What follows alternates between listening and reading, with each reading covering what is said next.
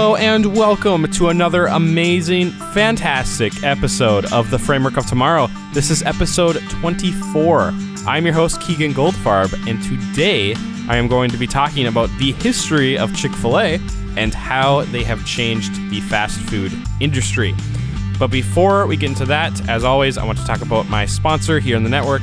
If you are pursuing a higher education or want insight on life as a nurse, go check out Ashley Luann K at the Minnesota Nurse on Instagram. Not only does that help her out, that helps us out as well, because then she's seeing that she's getting more follows from the network that she sponsors, rallynetwork.net. That's the network I am in. And yes, so that helps her out, and that helps us out as well over at Rally Network, rallynetwork.net. There's some amazing shows on there. So today, I am going to be talking about Chick-Fil-A and the history and how they're changing and have changed the fast food industry. So, and actually how they've grown too in a ridiculous amount of time. It's crazy how fast they've grown. So all the information on this episode, I'm going to start a new thing. I did this last episode as well, where I talk about my sources, because I want to make sure I am letting you know where I'm getting my sources, so you're not like, where is he getting this information? So all of today's sources is, of course, from the Chick-fil-A website on their little history tab, and a couple other parts of the website. So that is where the sources are coming from for this episode. So here's a quote from the founder of Chick-fil-A. "We should be about more than just selling chicken. We should be a part of our customers' lives and the communities in which we serve." That was Truett Cathy. Amazing man. He died in 2014. He lived from 1921 to 2014. Another quote from him is, "We can change the world and ourselves, but our response to unexpected opportunities." So how did Chick-fil-A start? Where did the founder start, Truett Cathy?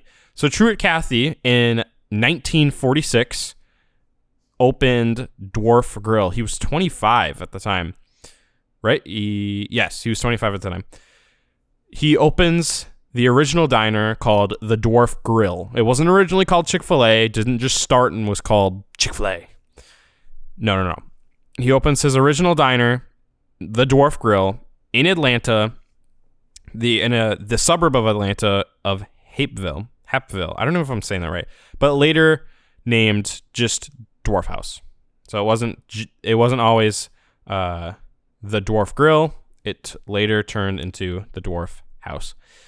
So then moving on, about 22 years down, that's not right. I'm always horrible. 1964, the original chicken sandwich was birthed. This was actually still before Chick-fil-A. So the chicken sandwich actually predates the company of Chick-fil-A. So Truett Cathy, after testing hundreds of recipes, Truett Cathy creates the recipe for the original chicken sandwich with 2 pickles on a toast, which is how it still is today, I believe. Maybe there's 3 pickles. There might be 3 pickles now that I think about it. Either way, there's pickles and it's toast. That's it. Chicken, pickles, toast. In 1984, the corporate headquarters are established. Chick-fil-A established its corporate headquarters, recently renamed the Support Center, located just outside of downtown Atlanta, Butterbun, in 1964. Is that a real place? Atlanta Butterbun? What? Why did it say that? I don't know. In 19... is that must be... Okay, I'm sorry. I'm going insane. 1986, moving on then, from after they established the corporate headquarters. 1986, their first freestanding Chick-fil-A restaurant. So 1986, that is 34 years ago. Think about that for a second. 34 years ago. Chick-fil-A has only been around for 34 years. That is crazy how fast they've grown, because now I'm sure you know what Chick-fil-A is and how many there are over the country, how popular they are. 34 years. So Chick-fil-A moves outside of the food mall court that they were in 1986 and opens its first standalone restaurant in North Druid Hills Road in Atlanta. 1995, moving a little more towards the present, 25 years ago, they came up with their first advertising campaign, which is, of course, Eat More Chicken, not spelled Eat More Chicken. The cow with the sign, that says Eat More Chicken, featuring Holstein cows with the message Eat More Chicken. Holstein he must be German cow. 1996, the Chick-Fil-A Peach Bowl. Chick-fil-A announces title sponsorship of one of the country's largest standing bowl games, the Chick-fil-A Peach Bowl. 2006, Chick-fil-A surpasses $2 billion in system-wide sales. For the first time, Chick-fil-A surpasses $2 billion, securing the family-owned company as a billion-dollar brand. So that's 2006. So what? They got their first Chick-fil-A 20 years before that. So in 20 years, they made $2 billion in system-wide sales. That is crazy. That's a lot of money in 20 years. 2007, the Advertising Walk of Fame. Advertising Week honors the Chick-fil-A Eat More Chicken cow as one of America's most popular advertising icons by welcoming them as the newest members of the New York Madison Avenue Advertising Walk of Fame. So Chick-fil-A makes it into the Advertising Wall of Fame with their Eat More Chicken cow. That is amazing. I love Chick-fil-A, personally. I actually haven't even given that opinion yet. I love Chick-fil-A. That's why I'm talking about them. I'm not sponsored by Chick-fil-A, of course. I wish I was. Chick-fil-A, please sponsor me. I would love you even more. I don't even know if that would be possible because I love Chick-fil-A to death. If you haven't had Chick-fil-A and you're listening to this, you're like, why should I go eat Chick-fil-A? Well, because they're the nicest human beings in the world. Chick-fil-A employees would do anything for you. And their food is fantastic. But one little catch, they are closed on Sundays. Why they're closed on Sundays is because Chick-fil-A is a Christian organization, and they believe Sunday is, you are not supposed to work on Sunday as it is the Sabbath. And so they take Sundays off, which is really cool. A little sad because I love me some Chick-fil-A. But, of course, that is how it is. But I forgive them for that. Not that I needed to forgive them for that. I'm not holding anything against them. I love Chick-fil-A. Anyway, so 2014, Truett Cathy passes away at the age of 93. After a long and meaningful life, Chick-fil-A founder Truett Cathy sadly passes away. In 2015, this is their most recent thing on their history tab, Chick-fil-A opens in New York City. In 2015, Chick-fil-A opens its doors in the heart of Big Apple's Garment District at 37th and 6th. The 3-story, 5,000 square foot restaurant is the largest Chick-fil-A restaurant in the country and is specifically designed for the busy lifestyle of New York customers. I wish we had a 3-foot, 5,000 square foot, or a 3-story, 5,000 square foot Chick-fil-A in Minnesota. That would be amazing. I would love that. Just a little hint. So that's kind of the base of all of Chick-fil-A history. I mean, that's just an overview, of course. There's obviously more in there on stuff they did, but that's an overview of what Chick-fil-A is. Now, to give a little perspective, Chick-fil-A in the United States is the largest chicken fast food restaurant in the United States. So, however, it's not number one as the fast food industry, but in what is it? What did I say? 34 years, it has gotten to number 5. This is in 2018, so these are 2-year-old stats. I don't know how they are now. Number 5 in the biggest fast food restaurants in America. So it goes, McDonald's is number 1. They're the biggest burger fast food restaurant. Starbucks, it's listed as a snack company. That's interesting. Starbucks is number 2 for fast food. I don't really know how that makes it there, but yes, that doesn't surprise me though, that Starbucks is the top. And then Subway, so I'm surprised Subway is number 3. Maybe I shouldn't be, but I don't know. I mean, Subway is good, but I don't know. I'm surprised they're that big. They're the sandwich, obviously.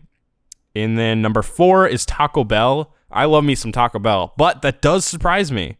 That really does surprise me. I'm surprised that it's funny. They're not actually listed as a Mexican restaurant, though.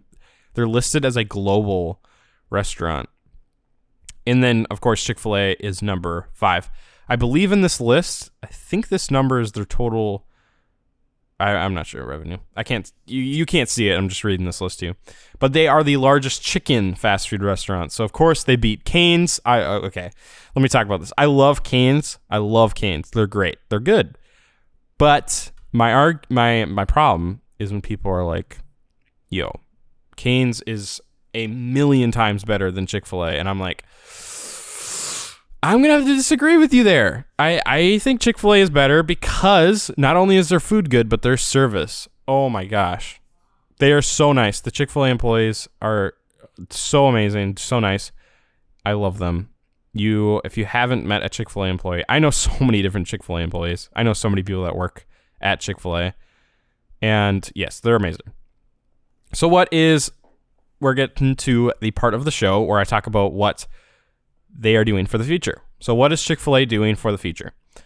So Chick-fil-A over the years has given back to their communities and continue to do so on not only a store-to-store basis, like the managers are doing this, but also the Chick-fil-A corporate is doing that as well. And McDonald's is actually catching on to Chick-fil-A because Chick-fil-A has the best customer service. And McDonald's is kind of catching up on that. And a couple of times I've been to McDonald's, I've heard them say "my pleasure" because that's like a thing that Chick-fil-A says. Like you're like, "Oh, thank you," and they're like, "My pleasure." And McDonald's has started doing that, and I think that's hilarious. But they're kind of setting the standard for service in fast food, which is amazing. That's good. Because if you have a standard at like Chick-fil-A, then hopefully everyone will be like that. So, yes. A little example of a store-to-store basis on how they're improving the communities and continuing to do that. I think this was in California. An operator named Joshua Paul, Arden Fair, Chick-fil-A operator Joshua Paul, this last November, he purchased He purchased enough turkey for 330 families, and which is $5,000 worth to help them create memories of a Thanksgiving feast. For families who could not afford a turkey, he bought 330 families, $5,000 worth of turkeys. That's crazy. But it's so cool to see just like an operator, this example, and there's many more examples of this as well, but it's cool to see I guess specifically this example, one of the Chick-fil-A operators doing that. They also do this a scholarship thing. I know a couple of people that have got this for their employees. Since 1973, they have awarded $61 million to 46,700 team members in scholarship money. They also support the military, and especially during this COVID-19 crisis, they have given free meals to any medical staff and police officers. I know one of my friends who works at Chick-fil-A, they give officers, no matter what, even not including COVID-19, they give them free meals, which is really, really, really cool. And I love how they're doing that. They also, on a corporate level, they put on a variety of other events that they put on for their community. So Chick-fil-A in general is it's such a cool company, and it's cool to see that their Christian morals that they have are kind of actually going into their company, because I know a couple of businesses that, especially local, I'm not going to name them, but my family has gotten, we have experienced some stuff with them, and they say they're Christian owned, and it even says in like their logo or whatever that it's like a Christian thing, but they just have not treated people very nicely, even like other non-Christians, and they're just not being a very good example of what that means, and which is not cool at all. And it's just cool to see Chick-fil-A has been, I guess, bleeding into their work ethic, the, I guess, Christian standard of being nice to your neighbor, and I guess, yeah, just being like that, which is really cool. So yeah, that was kind of Chick-fil-A, the history of Chick-fil-A, kind of what they're doing for the future. And I hope they continue to be amazing and grow and maybe get to number one, pass up McDonald's, Starbucks, Subway, Taco Bell, which would be really cool. So random history fact today. This pertains to Chick-fil-A. I guess it's not really I guess it's a history fact. Yeah, it is a history fact. Okay, so every time a new Chick-fil-A location opens, 100 people will eat free meals for a year. So I have a friend who actually went and camped out at one of the new locations that came to my school, and he camped out all night, and then in the morning they gave out the first 100 people who are in line a card. It does say for a year, but it's a card that says you get 100 number one meals with the card. So I don't know what the worth of that would be, but that's a lot of meals that they're giving out for free per, what is that? 100 sandwiches per 100 people. 100 times 100 is 100 times 100. Hang on. I can't think. 100 times 100 is 10,000. Okay, I was right. 10,000. I was just like, let me make sure. You know when you have that, when you're like, I think that's right, but let me pull out my phone and use my calculator for a second. That's exactly what I just did. So, thank you so much for listening to The Framework of Tomorrow. You can go and check me out at The Framework of Tomorrow on Instagram. You can DM me, send me questions. Check me out on YouTube now. You can go to YouTube and type in The Framework of Tomorrow. You can follow me there. Follow me on Twitter. Make sure you go rate me 5 stars on iTunes. That helps me out. Make me 1 star, 5 star, 1, 2, 3, 4, 5 stars. I don't care. Just please go rate me on iTunes. Download all my episodes. It really helps my stats. That would be amazing. I upload every Monday and Wednesday at 5 a.m. Make sure to check out my next episode on Wednesday this week. And make sure to have a great, fantastic rest of your day. And make sure to tune in on Wednesday for another fantastic episode of The Framework of Tomorrow.